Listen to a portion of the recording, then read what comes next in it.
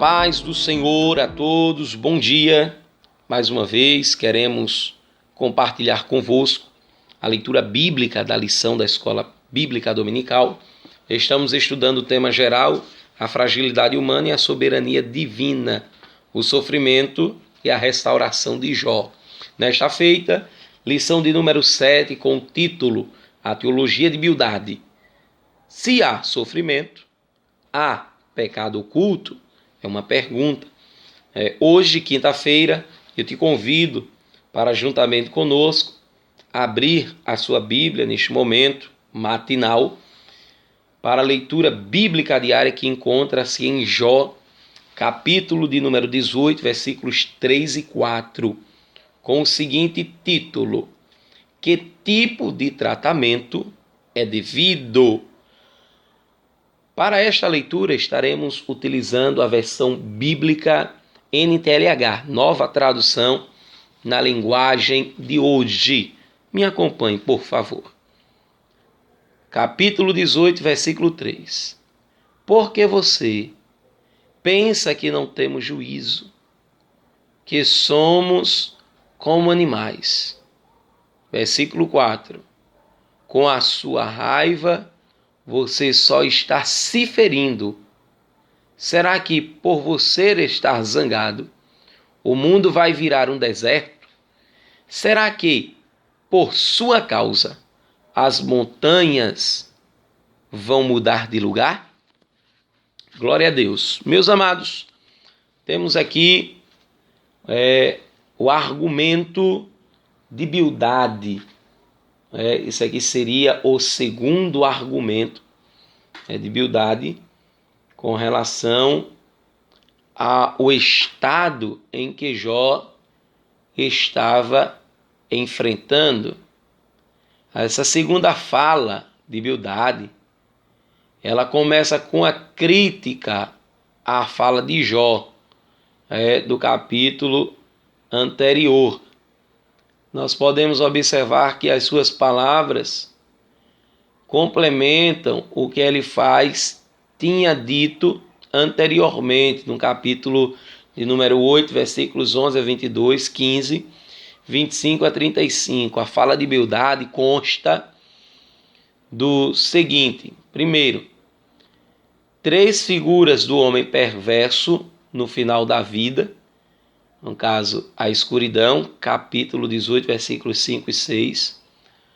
O andar trôpego, capítulo 18, versículo 7. E prisão numa rede, capítulo 18, versículos 8 a 10. Segundo, sintomas de sua desgraça, no caso, medo emocional, versículo 11. Miséria social, versículo 12. Doença mortal, no caso a física, versículo 13. E o terceiro, a terceira figura do que pode acontecer com o homem perverso, é na hora da morte, versículos 14 e 15, e depois da morte, versículos 16 a 21. Bildade, nos versículos anteriores, versículos 1 e 2, ele diz assim: Então Bildade, da região de Suá, em resposta disse: Jó, por que você não para de falar? Cale-se e preste atenção, e então poderemos conversar. Conforme alguns estudiosos, e até mesmo o autor da lição, ele diz que nesse ponto Bildade estava defendendo o moralismo por tradição. Bildade também está comprometido na defesa da moralidade, que ele acredita ser a correta. Para ele não havia nada errado quando fez a defesa da justiça divina, da mesma forma que acreditou estar correto quando defendera a moralidade dos seus dias.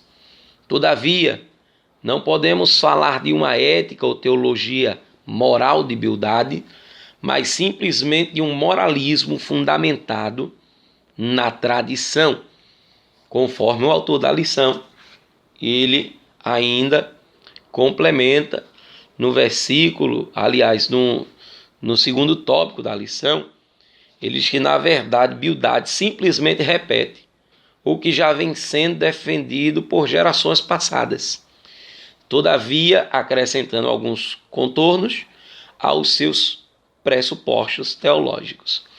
Havia ali uma moralidade, era que Jó, ele vinha rebatendo tudo o que Elifaz havia falado.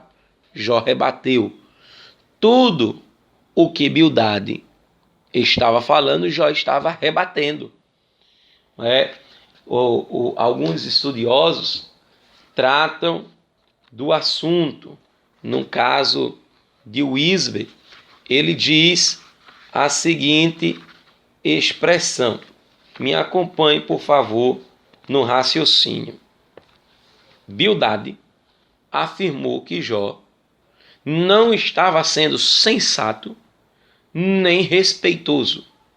Tratava os amigos como animais irracionais e não como homens sábios que eles eram. Além disso, estava sendo irritável e mostrando ira em lugar de humildade. Olha a pergunta. Será que Deus deve rearranjar o mundo inteiro só para você? Perguntou Bildade. Deve devastar a terra com guerras, ou mesmo enviar um terremoto só por sua causa? Lógico, o autor desse comentário, que é o Wisby, ele diz que Elifaz não era o único que sabia usar o sarcasmo. Bildade também. Porém, a lição, ela pergunta da seguinte forma: que tipo de tratamento é devido? Neste momento, o autor da lição, ele traz a ideia, na verdade prática, dizendo que a existência do sofrimento não quer dizer que haja pecado oculto. Então, como era que Jó deveria tratar os seus amigos, que a princípio, vale a pena lembrar, vieram visitá-lo na intenção de trazer um apoio para Jó. Mas o caso era tão sério que eles passaram 7 dias em silêncio. Então, quando Jó abriu a boca no capítulo 3, Jó começou a lamentar. Daí houve algumas questões, cujos amigos de Jó tentaram responder à lógica da época. Então, dentro da tradição, todo aquele que sofria estava sendo punido por Deus por causa de algum pecado. Porém, como vimos na lição anterior, ele levanta um argumento dizendo que Jó tinha ou havia cometido pecado e havia pecados que Jó precisava confessar. Jó precisava se arrepender. Então, Jó ele rebate dizendo que não pecou, que sabia do pensamento deles de que o justo era abençoado por Deus e o homem mau sofria. Mas o seu caso era um caso extraordinário. Jó continuava reto, continuava fiel a Deus, mas agora estava sofrendo. Então, como é que Jó deveria trazer um tratamento devido para os seus amigos, que a princípio estavam apoiando, mas depois começaram a acusá-lo, baseados na tradição teológica da época? Então observe que Jó, ele chega a responder, pedindo que Deus, ele simplesmente venha em sua defesa. Capítulo de número 19, versículo de número 23, versão NTLH. Como gostaria que as minhas palavras fossem escritas, que fossem escritas num livro, ou que, com uma ponteira de ferro, elas fossem gravadas para sempre num chumbo ou na pedra.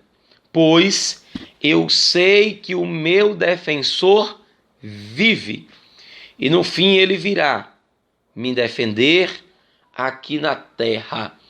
Glória a Deus.